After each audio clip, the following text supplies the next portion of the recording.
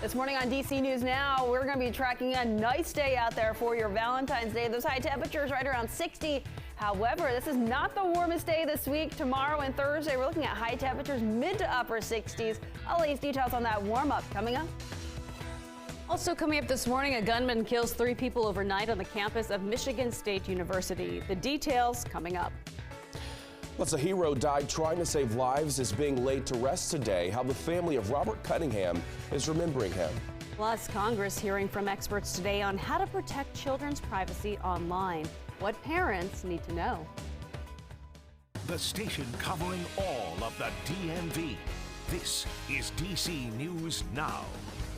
All right, good morning to you. Your time right now is 6 o'clock on this Tuesday morning. I'm Corey James. Good morning. I'm Tanaya Wright. We're starting off with a live look outside on this Tuesday morning, which is also Valentine's Day. Let's go to meteorologist Jackie Layer with the check on our forecast on this day of love. Good morning. Yeah, it's mainly clear out there this morning. Happy Valentine's Day. We're noticing those temperatures, though, on the cooler side. So just make sure that you are bundled up before you step out the door. We're noticing those temperatures right now, upper 20s for parts of the region. That includes Culpeper, Manassas. We just dropped down into the upper 20s at the top of this hour. We're also into the upper 20s in Waldorf. In DC and Frederick and Leesburg, we're mid upper 30s, and even off towards Hagerstown coming in at 37 degrees. Those winds relatively light, between 3 to 5 miles per hour. Still enough to make it feel a little bit cooler than those actual air temperatures. But if you're trying to plan out the rest of your Valentine's Day, it will be mainly clear through about 11 a.m. We're looking at those temperatures climbing low 50s as early as then, and mid-upper 50s developing later on this afternoon with a mix of sun and clouds. But overall, we're looking at more sun than cloud cover out there today, allowing those temperatures to warm back up.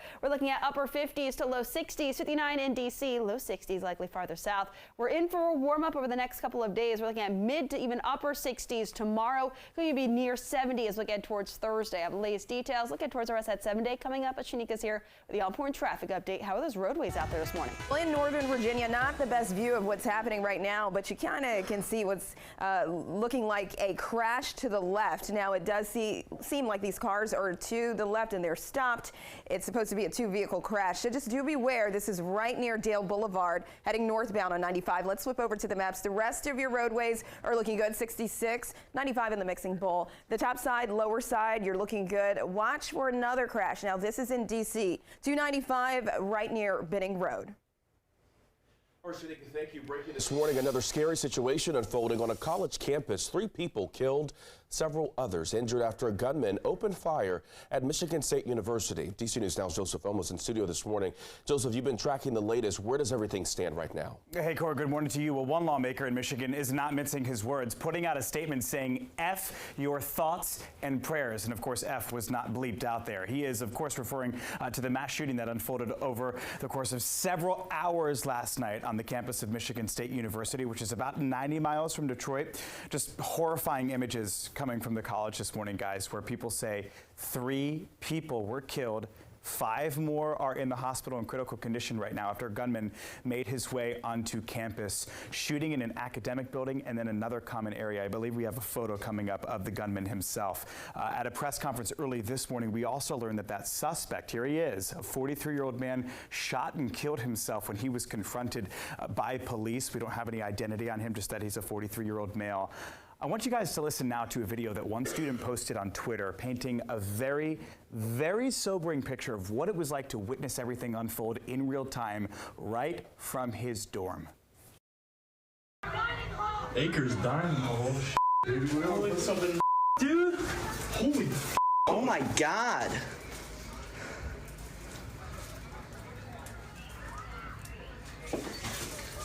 You want to get something in front of the door? Bro, yeah, bro. Yeah, get some. I mean, just imagine that, having to barricade your doors into your dorm. This morning, police are still trying to answer that big question. Why? Right now, they do know this suspect was not a student or an employee. He had 0 affiliation with Michigan State. As for students, guys, classes canceled. All university activities from the classroom to the field have been canceled for the next 48 hours. We are expecting another media briefing at 8 o'clock this morning. And of course, we'll bring you the latest right here on DC News Now. I'm Joseph Olmos. Tanaya, back to you. All right, thank you, Joseph. Here's a look at what you need to know before heading out the door this morning. The metro worker who was shot and killed at the Potomac Avenue metro station will be laid to rest today. Robert Cunningham was killed defending riders 2 weeks ago. More on how he's being remembered in a live report coming up in just a few moments. We're also learning more this morning after a man driving a U-Haul truck plows into people in New York City. It happened yesterday. Now, officials say the driver went off the road for 3 miles before police pinned the truck against a building. 1 person was killed, 8 others injured. The driver been arrested. And members of the Senate set to receive a classified briefing today on the 3 unidentified objects shot down over the U.S. and Canada. Now, this comes just days after the Air Force shot down this Chinese surveillance balloon. A spokesperson for the National Security Council said that officials still do not know who owns those 3 unidentified objects. And Washington Nationals fans are remembering longtime team owner Ted Lerner. He passed away yesterday. Now, Lerner took over the Nationals in 2006, shortly after Major League Baseball returned to D.C. Under his watch, the team captured the 2019 World Series, the first for the district since 1924. Lerner was 97 years old. And new this morning, 1 person is dead and 2 others injured after a house fire last night. It happened around 10:30 on Schultz Road in Clinton. Now, firefighters say they found 2 people inside the home. 1 was taken to the hospital with serious injuries. After crews put out the fire, they then found the body of another man. The cause of the fire is still under investigation. We'll, of course, update you as we learn more. And police are investigating a triple shooting that left 2 people dead in Charles County. Now, this all happened on Shelton Court in Indian Head on Monday afternoon. Police say they found 3 people shot inside of a car. 1 person died at the scene.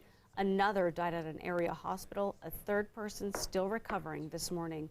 No one else was injured, but police do say a woman's house was hit by stray bullets. We believe that this is isolated to the 3 people. How all this went down we just don't know. So until we can talk to witnesses and the surviving victim, we won't have a really good idea as to what occurred. 1 ended up in my couch and 1 ended up upstairs in my bedroom. No kidding. Yeah. So that's got to be scary too. Very scary. Very. Police are still looking for whoever shot those 3 men. Also developing in Maryland, a man is dead this morning after being shot in the parking lot of the Prince George's County Shopping Center. It happened just before 5 o'clock last night in Capitol Heights near Ritchie Station Court. Police say when they arrived, they found the victim suffering from gunshot wounds. According to investigators, he died at the scene. Right now, a description of the suspect has not been released. And happening today, family, friends, and Metro workers will get to say their final goodbyes to Metro worker Robert Cunningham, who was killed during a shooting at the Potomac Avenue station. 64-year-old Cunningham, hailed a hero by many, died earlier this month after a gunman went on a shooting spree there. Now, our Tosin Fakile is live this morning at the Potomac Avenue Metro station in Southeast with details of his funeral coming up today. Tosin, good morning. Good morning, Tanaya. That 64-year-old man who left behind a wife and 4 children will be laid to rest today in D.C. and it's expected many, including the public, will show up to pay their final respects to Cunningham. Now, we know 64-year-old Robert Cunningham was a mechanic in Metro's power department. Police say Cunningham was shot by gunman Isaiah Trotman when he was trying to help a Metro customer who was shot that day. A visitation was held for the 64-year-old yesterday evening. Today, there will be additional visitation at St. Camillus Catholic Church in Silver Spring from 9 a.m. to 10 a.m., followed by a mass Christian burial from 10 a.m. to 11 a.m. After that, there'll be committal prayers and burial at Congressional Cemetery right here in D.C. Now, Cunningham's neighbor for about 30 years told D.C. News Now if a person really needed something, Cunningham would be there to help. He was just really proud of his family and everything that they accomplished. He put his life on the line, so to speak, and, you know, he didn't have to do that. So that's heroic to me.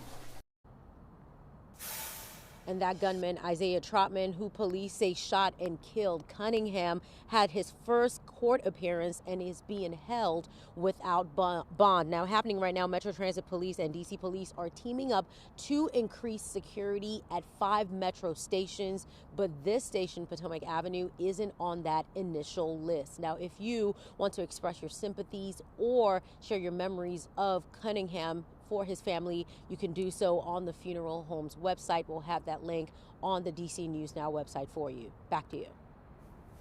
All right, Tosin, thank you. Your time right now is 6:09, a high-end robbery. Right now, police are searching for the suspects on your screen here who stormed a Chanel store in City Center and took off with merchandise. Take a look at this video. You can see those hooded suspects entering the store, then seconds later racing to the shelves before finally snatching multiple items.